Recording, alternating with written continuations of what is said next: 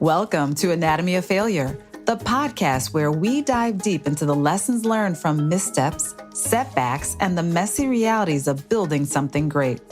I'm your host, Ivy Walker, and this is episode 5, More Than Business, the Psychology of Co-Founder Relationships. Last episode, I sat down with my former business partner to break down what went wrong in our co-founder relationship. It was a reminder that no matter how good the business idea is, if the relationship between founders crumbles, the business often follows. But today, we're shifting gears. In this episode, I'm joined by Dr. Adia Gooden, a licensed clinical psychologist with over 15 years of experience in relationship dynamics. She's here to help us unpack the psychology behind co-founder relationships, how we choose our partners, the hidden dynamics that shape our interactions, and most importantly, what we can do to prevent our business partnerships from falling apart. If you're an entrepreneur, startup founder, or thinking about bringing on a business partner, this conversation is for you. Ready to get started? Let's dive in. Dr. Adia, thank you for joining me today. Yeah. I'm excited to have this conversation with you discussing co-founder relationships. A lot of times we go into business, we pick partners, but we don't necessarily understand the investment that is required to make a business partnership work. It's like any other relationship, right? And there can be a lot of co-founder conflict that comes up as a result of the way we choose to interact with our co-founders. So I want to start off by asking you to tell our listeners a little bit about your background so they understand the perspective that you're bringing to the conversation, and then we'll dive in to talk about co-founder relationships. Sure. Thanks so much for having me, Ivy. I'm happy to be here. So I'm a licensed clinical psychologist, and I have more than 15 years of experience doing individual, couples, family, and group therapy. Thinking both in terms of the high achievers and self-worth challenges that come up and how all of that can get involved in our relationships. So when we think about the co-founder relationship, as I mentioned, a lot of times there could be some history, people who were friends previously, they could be family members, or they could just have met, right? You just need, for example, a technical co-founder, so you find somebody who has the right skill set. Can you start by telling us, when we establish these relationships, what are some of the key things we should be looking out for and thinking about at the start of the relationship? It's a good question. I am imagining that a lot of people are focused on the idea and the goal and the big dream, and do we have alignment on that? And I think obviously that's important, but I also think it's useful for people to consider, one, what are your strengths? And let's be honest, what are your weaknesses, right? And how do those things match up or not match up? Are they complementary? Are they going to clash?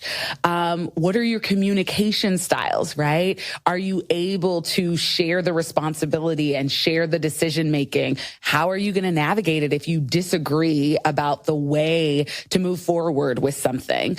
And then I think the piece that probably comes a little later and comes up and comes out in conflict is, what are your hidden fears and wounds and sort of attachments to all of this, that you're building that can come up when something doesn't go right, when someone makes a mistake, when there's a failure, right? And so that might not be an initial conversation, but I think talking honestly and openly about what challenges have I had in relationships in the past, working relationships? What about you? What doesn't work for me? What does work for me, right? Like being honest about the things that could be harder and working through that proactively instead of having a fantasy idea that, it'll just be perfect because we're so excited and we're so into it and we're, because that may be the beginning, just like in a romantic relationship, but eventually the challenges are going to come and you want to have the tools to navigate that.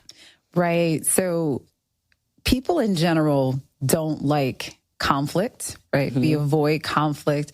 And we also don't like thinking about bad stuff. We don't want to necessarily hurt people's feelings, or we don't want to cause a problem when there might not be a problem there. And so we can avoid having those upfront discussions about what doesn't work for me, or even what the expectations are. Yeah. So in thinking about that from the perspective of two people coming together to form this union around this business idea, what are some interesting or good steps that individuals can take to lay out that foundation? So is it having an initial conversation and coming prepared with a set of questions? What does that look like? That's a good question. Yeah, I think starting with things like, tools that help you identify your strengths and weaknesses can be helpful, because that can be a good starting point for, here are my strengths, here are your strengths. So let's see them and let's understand that we're not going to have the same strengths, right? Having a conversation about strengths, but then also saying, here's my pet peeve and here's what is a challenge for me. And I've worked with people in the past and they took a week to get back to me and that drives me crazy, or, whatever it is, right? So being honest, I think the hard part is that people are uncomfortable acknowledging I'm imperfect, or I may not be perfect, or you may not be perfect, but proactively talking about it, and not as like, this is going to be a problem and we're going to fail, but as hey, let's just get this all out on the table so that we know how to navigate. It may even be able to be good to have a conversation where you're saying, this is what happens for me when I'm stressed. I shut down. Right? If I'm not responding to you like I usually am, it's probably because I'm really stressed. This is what I need you to do to help me. Or I overdrive and I don't rest and I don't sleep and I start making mistakes, right? But because starting a company is a very high pressure situation, right? It is a situation that inherently has stress built into it. And so being honest about, here's what happens for me when I have stress. Here are the healthy coping strategies I have. Here are the not so healthy ones. I want you to understand that. How do we help support each other in the midst of that can be useful as well. So I have my own co-founder story. I started a business with a woman that I was introduced to through a former professor of mine from business school. So we didn't know each other prior to the start of this business.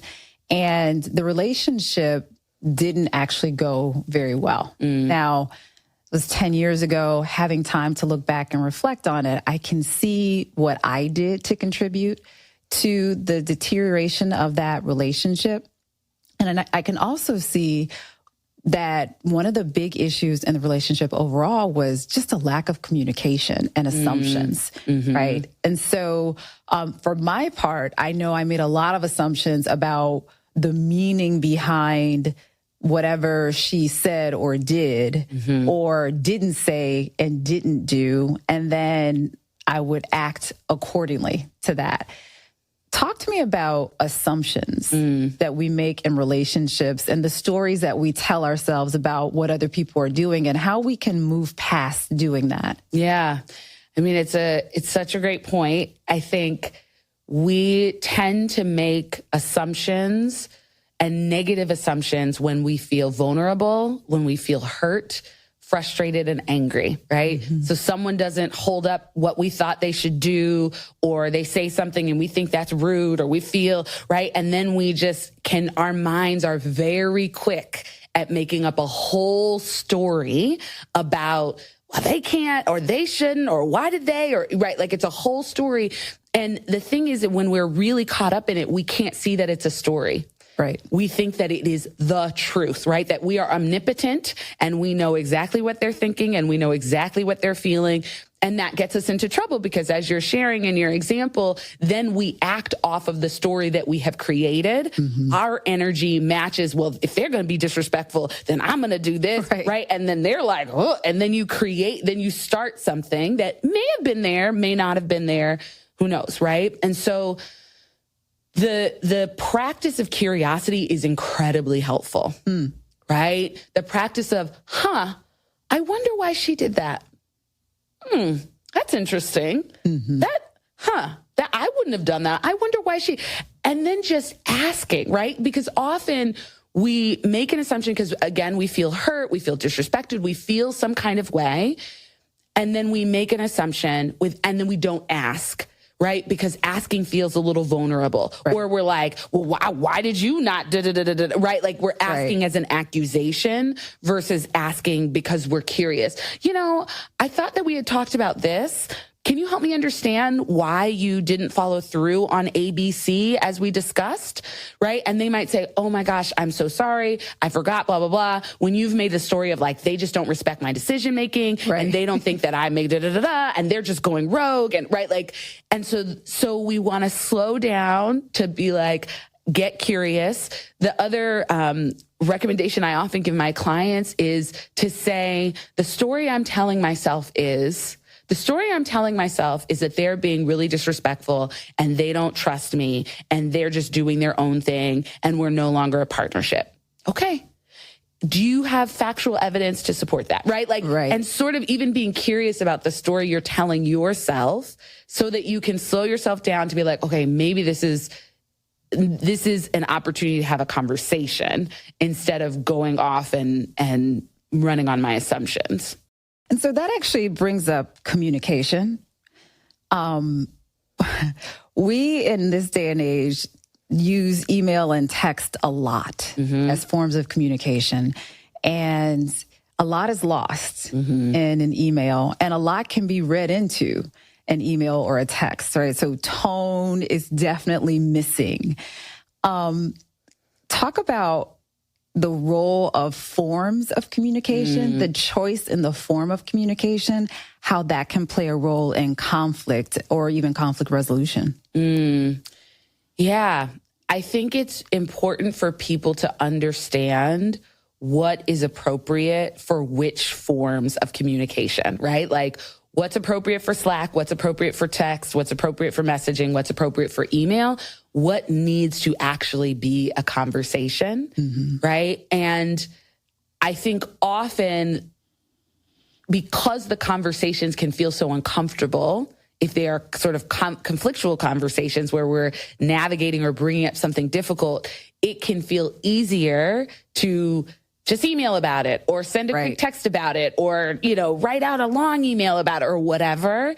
And so I think it's important for people to remember, if you're dealing with something that is emotionally charged, right? Like if you know that there's a conflict brewing, if you know that internally you're not feeling good about something, that is probably a time when a conversation needs to be had, a live conversation. Ideally, you see the person's face and they see your face because we communicate in a lot of ways. One is verbally and with our words, but we also communicate in tone, in facial expression, in all of these things.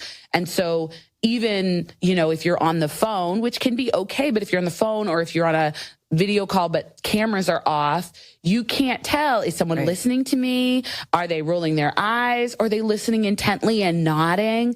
Right. And so emotionally charged, conflict-ridden conversations really should be happening live and in person or with virtually where you can see each other. Quick updates and information, FYI, communication, sure, text, email, Slack, all of that, but sort of having that time. And then obviously it's useful if you're in a co-founder relationship to have regular times when you are meeting and checking in. And probably when you're checking in, not just about how is the business going, how's the product development, whatever it is, but how's the process going, right? Like, how are we just checking in any things that came up in terms of how we are working together or we are working as a team, to set aside that time could be helpful. How much do our own fears and insecurities and past hurts and traumas and all those things, how much does that inform what we read into what's happening in the co-founder relationship? Oh, I think it does immensely, right? Like, I think our past history influences whether we make good assumptions, positive assumptions about other people, right? Like if you've had a previous work situation where you felt like somebody stabbed you in the back or you felt like somebody was out to get you, then you may be much more likely to assume the same of a co-founder.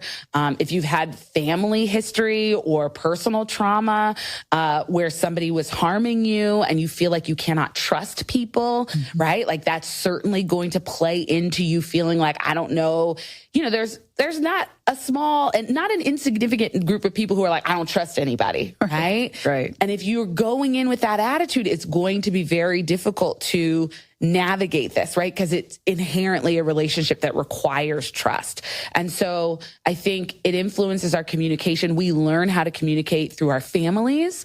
We learn how to communicate with friends. And if we saw parents arguing all the time or never talking, right? Many of us did not grow up in homes where we saw healthy communication, where we saw people saying, I disagree. I'm frustrated with you. Let's talk it out. Let's work it out, right? And so this is often the first time that people are sort of asked to take full responsibility for taking on that communication that may have never been modeled for them. When is it time to bring in somebody else to help facilitate the challenges in the co-founder relationship? Yeah.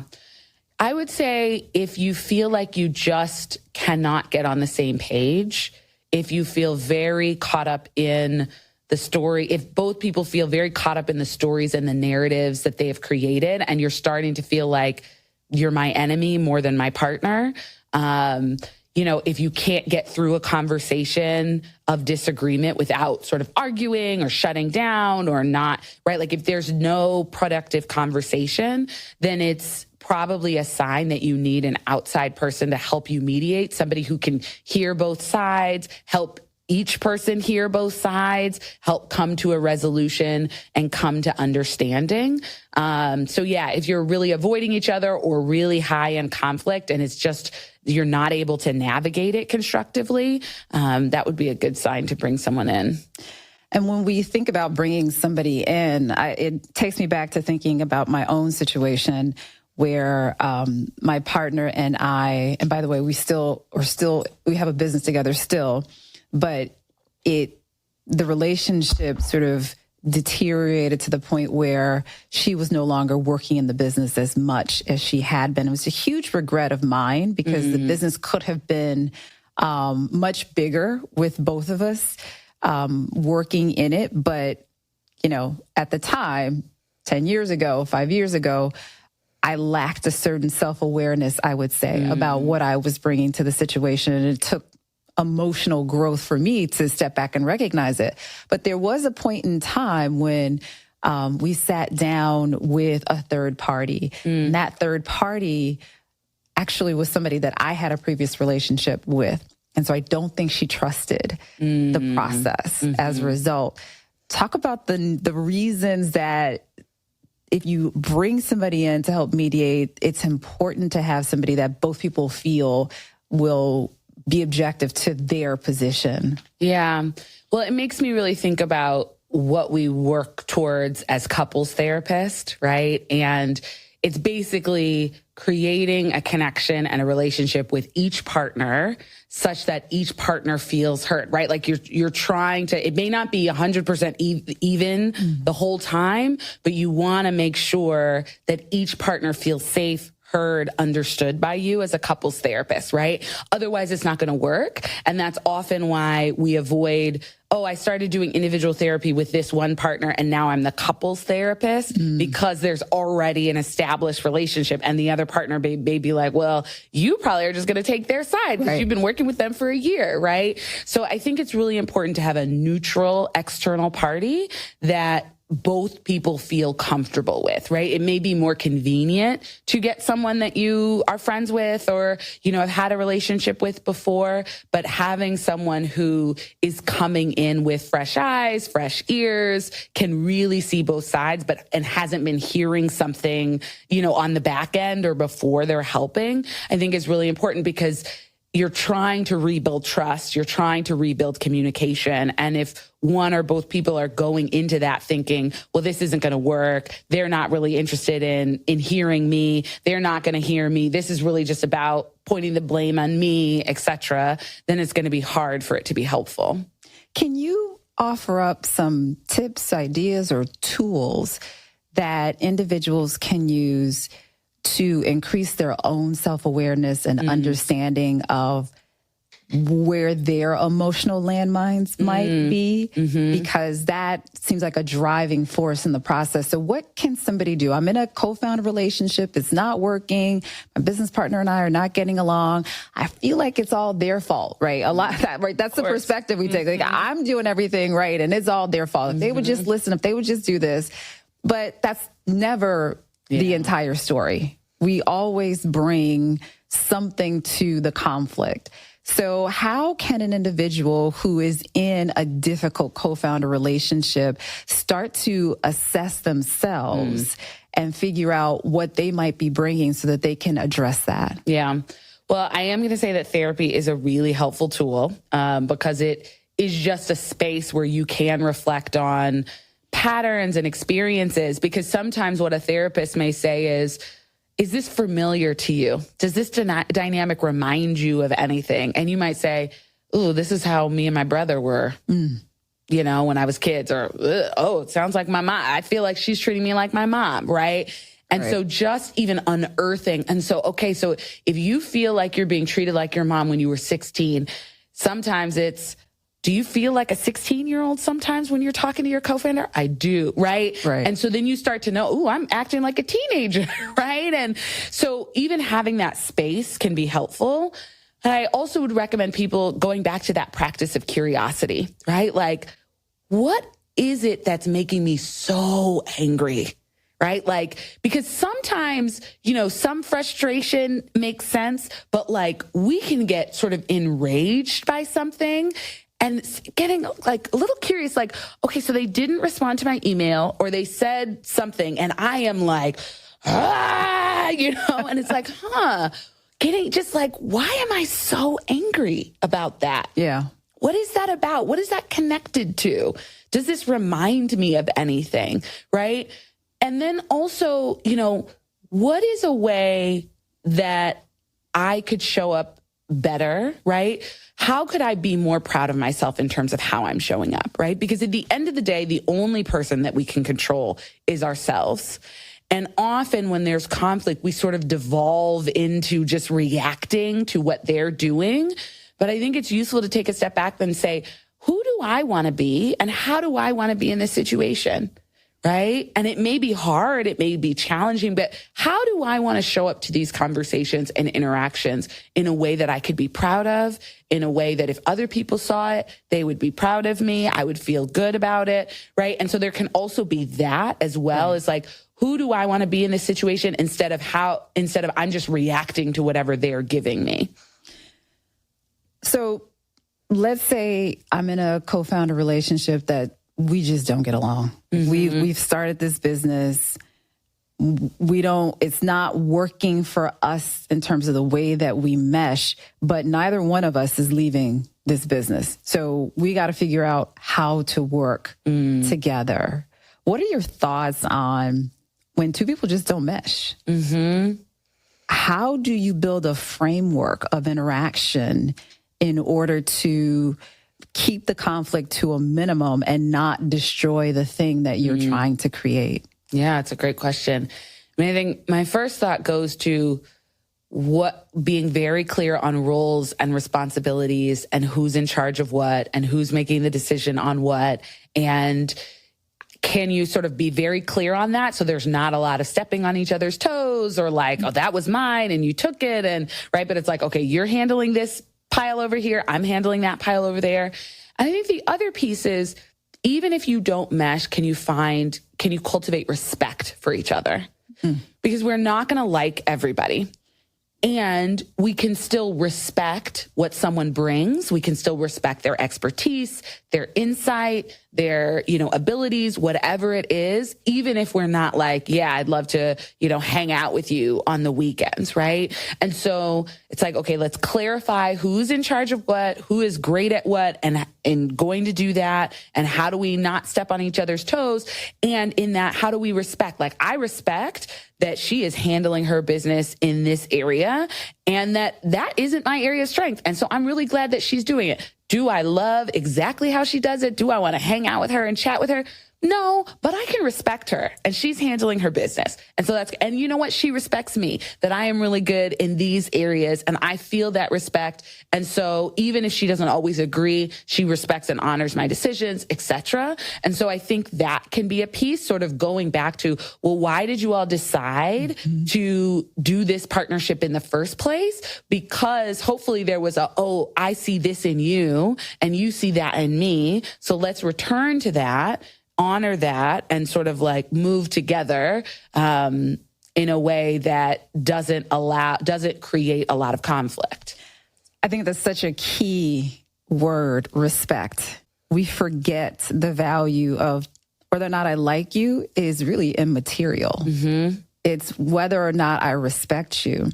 And I think sometimes we often cast this notion of respect as something that people have to go above and beyond to deserve. Like we set this criteria, this standard. I'm only going to respect you if ...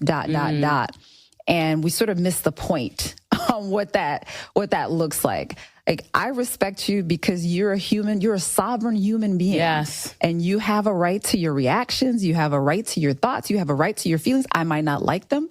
I might not agree with them, but I respect the fact that you're a sovereign human being, right? And so I think that can become challenging, though, for people in high conflict, emotionally charged situations to get back to that just basic concept of, I don't have to like you, but I am going to respect you. But that kind of also leads into being controlling and the need to control. When people start businesses, they typically have what I'm going to call nicely an outsized need to control. So given that, how do you let that go? And it goes to trust and respect, but what does that practically look like in a co-founder relationship or any relationship? Yeah, I mean, I think part of it is being able to manage your anxiety, right? Because often the driver of wanting and needing to control is, I need to control this so I don't feel anxious. And if I feel out of control, Such a good point. then I feel anxious, right? And so it's like, and then there's also this sort of like self-reliance. Like, it's just better if I'm doing it myself because then I don't have to trust anybody and then I don't have to worry about if it's being done right. And so part of it is deciding when you're sort of in your rational mind, right? Like when you're not activated and your prefrontal cortex is online, what is the division of responsibilities? What makes sense for who to do what, etc. And then when you start to feel out of control and start to feel like, but it's not exactly the way, like, then you need to breathe, right? You need to offer yourself some compassion, which is like, yeah, it makes sense that you want control because that's probably gotten you a lot of success in your life, right? You're probably a high achiever, type A, right? You managed, you controlled, you did everything. And so this releasing of control is something new and something that feels scary. Remembering also, like, what is the story you're telling yourself, which may be, they're not going to do it. It's all going to fall apart. If I don't do it, and it's not going to get done, right? Like, and so, okay, is that the truth, or is that a story you're telling yourself, right? And reminding yourself, why did you choose to partner with this person? Well, they had this expertise, they had this experience, they had this knowledge, they had this blah, blah, blah. That means that I think they are the right person to fulfill on these roles and responsibilities. And then I just gotta be kind and take some deep breaths, right? And know that it will be okay. And then it's like, okay, on Monday it was done. And you're like, okay. And so hopefully over time, as you release some control, it's reinforced because they are doing what they said they would do. And so you realize, okay, right, I can trust them, right? And that gets built over time. Establishing those ground rules is really important. We take nothing away from this conversation. Is really being honest about who you are and where you are. But being honest about who you are and where you are requires that you know who you are and where you are. There's got to be some level of self-awareness. There's got to be some self-honesty. I think oftentimes we judge ourselves for having faults or flaws as if any of us in any way are perfect, right? And so it's hard to admit that, oh, I experience anxiety when XYZ, because then that's weak. You know, we live in a society where weakness is something that's very much frowned upon. I mean, we like the strong man, like the you know, anything that is you know, bravado and in your face, and not really the approach that is contemplative and reflective. And so as you know, as I'm talking to you and thinking about my own journey as an entrepreneur, I can look back and see that throughout this pathway, a lot of what has tripped me up is not wanting to acknowledge or admit my own weaknesses. And having come to a place where, you know, one day I just said, you know what? There are ways in which I suck, right? That's just the truth. I'm working on it. I try to be the best person that I can be every day, but there are ways in which I still need to get better. And that's okay. Yeah. That's okay. I'm working on it, and that's the best that I can do. Extending to myself the same kind of grace that I would give to somebody else. Like, you know, anybody that I love, I know what their weaknesses are, and I don't judge them by those weaknesses, right? And so can you talk a little about, you mentioned self-compassion and the role that has. Can you talk a little bit more about how we can come to a place where we're offering ourselves that kind of compassion that we probably extend to the people that we love? Yeah, no, it's a really good point, a really good question. I think, you know, part of what I'm thinking as you're sharing is also just what that's like for Black women in particular, for women, for people of color, from people from, you know, minoritized identities, right? Because there's often a feeling of like, it's not okay to show vulnerabilities. Right. It's not okay to show weaknesses. People are already looking for flaws, already looking for what you might get wrong. And so an acknowledgement of that, especially if you're seeking funding, if you're like if navigating these worlds where people expect this sort of bravado and whatever, it can be even harder.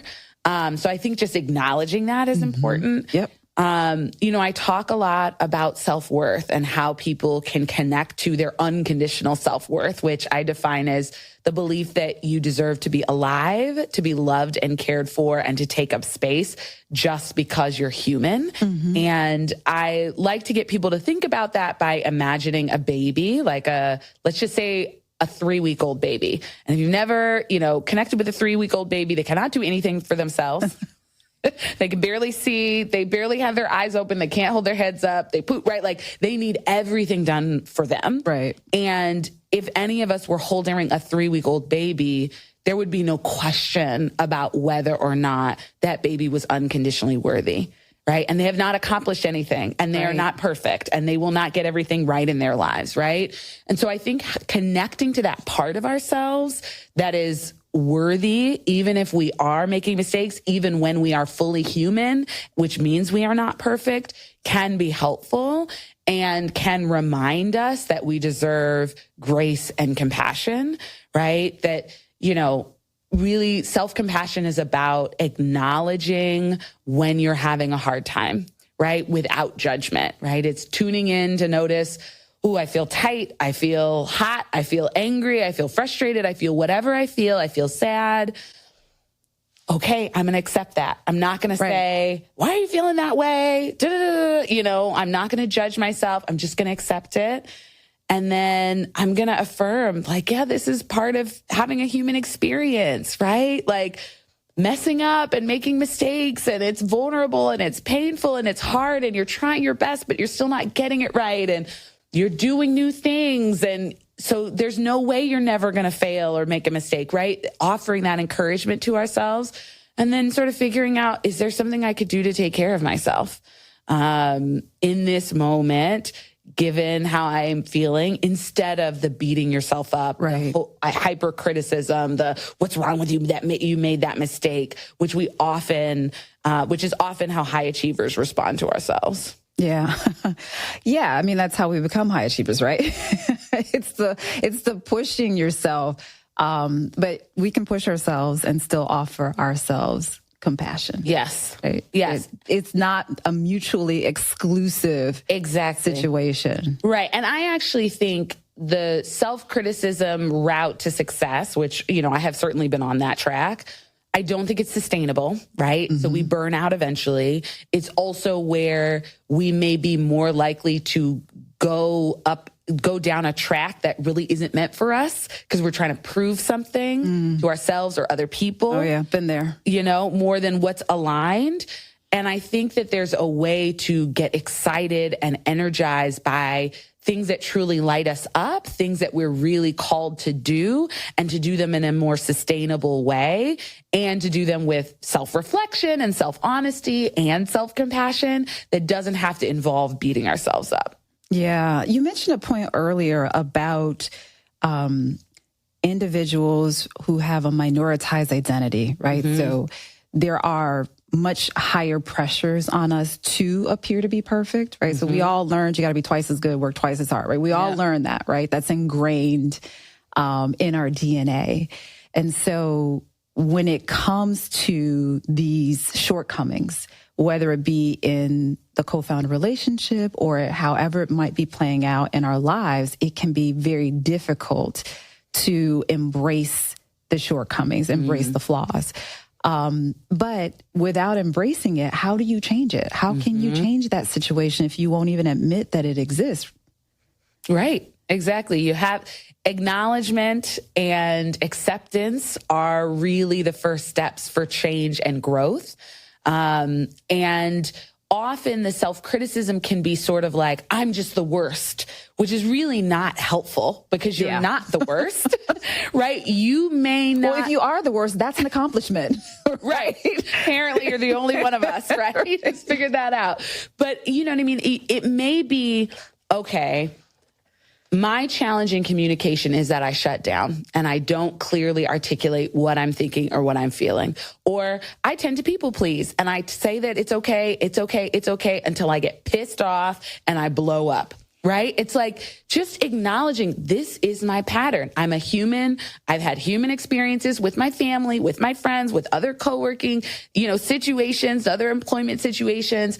And now this is my pattern. And so I want to try to do something different, right? Like that's what it is. It's not, I'm a horrible communicator. I'm awful at this. I'm whatever. It's this behavior pattern is unhelpful. It's unhelpful to me. It's unhelpful to the work that I'm doing. It's unhelpful to my relationships. And so I want to start changing that. I think that's awesome. Reframing it from the I am a bad communicator to this way I've chosen to communicate is not helpful. I think that can be very effective at feeling like you're depersonalizing it. Mm-hmm. And it's not the core or the crux of who you are. It's this thing you're doing. It's not who you are. It's the thing you're doing. Yes. And I don't think we separate those enough, right? Who I am versus what I'm doing. I don't even know if we know how to understand who we are versus what we're doing because those are so closely aligned. Can you give us some insight into that? Yeah. Well, the first thing I thought of was how we kind of talk about kids. And one of my pet peeves is when people are like, oh, he bad. Yeah. Right. And it's like his behavior is not aligned with what you want it to be. Right. And so even sort of like how we talk about kids, it starts very little. Right. And when we think we are the problem, it's at the core of us that evokes a lot of shame. Right. And we feel like I'm a bad person. I'm a bad communicator. And that actually is a really hard place to grow from because we feel like that's it. Right.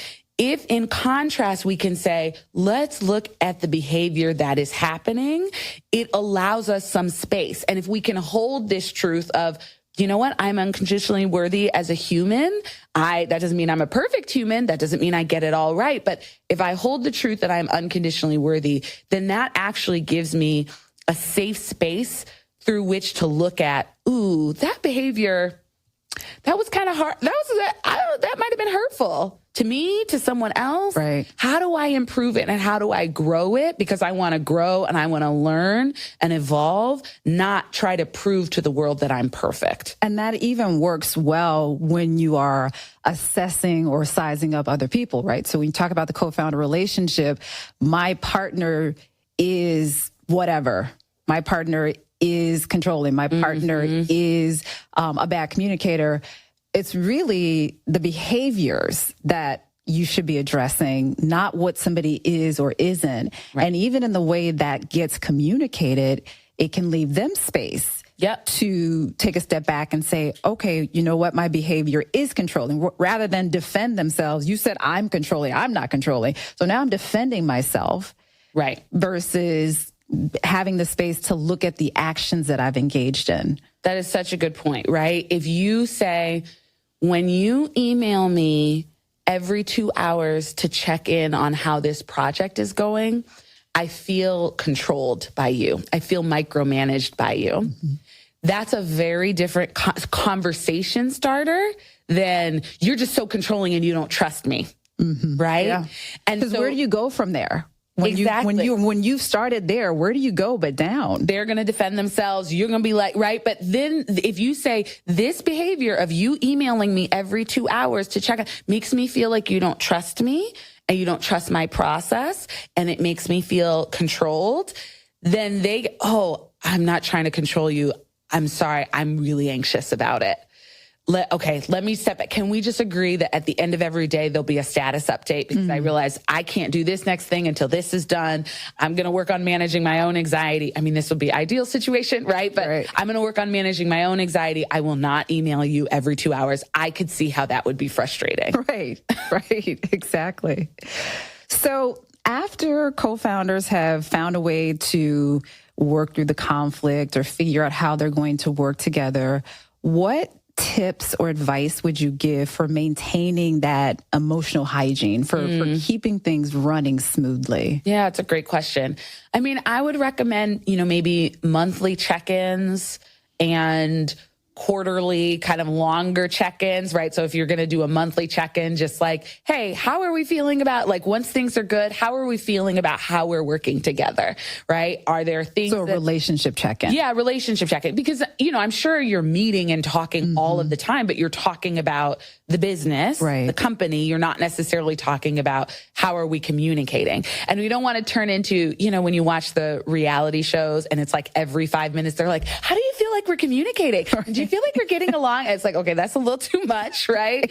But, like a monthly check-in where you're like, okay, like, how do we each feel we've been doing as co-founders, right? Like, I actually feel like I've gotten better at this, but I think I've been slipping back on that. What about you, right? Like an opportunity for each of you to bring your own. I think I'm doing well. I think I'm, maybe not doing as well. And then the other person say, this came up a couple weeks ago and it kind of irritated me. It wasn't a big deal, but I would like it to not happen again. Can we talk about that? Right. So having that space, once a month. And then if you have sort of quarterly retreats or 6-month retreats or, longer meetings, annual, like creating space to say, okay, how are we getting along? Like, how are we doing this together? What do we want to improve? What are we doing really well? To just make sure. And I know those things are uncomfortable, right? These conversations are not usually the most fun or comfortable. And it can feel easier to just focus on the product and not the process. But that is going to be the important, it's like exercise, right? Like that exercise that you don't want to do is usually the one you need to do at the gym, right? Yeah. And so it's like, that's that, like, oh, I don't want to do it, but you do it and you're like, okay, I'm glad I did it. I knew I needed it. And so I would implement some kind of regular ways to have those conversations. I like that. That's a really important thing. Something that I didn't do in my relationship with my co-founder. So I think we've covered a lot of ground today. Any last thoughts or words of advice for people who are considering partnering with somebody to launch a business, or people who may already be in a situation and it's, challenging? Yeah. I think it's useful to sort of go into these relationships thinking, this is another human being. And no human being is perfect. I'm not perfect. They are not perfect.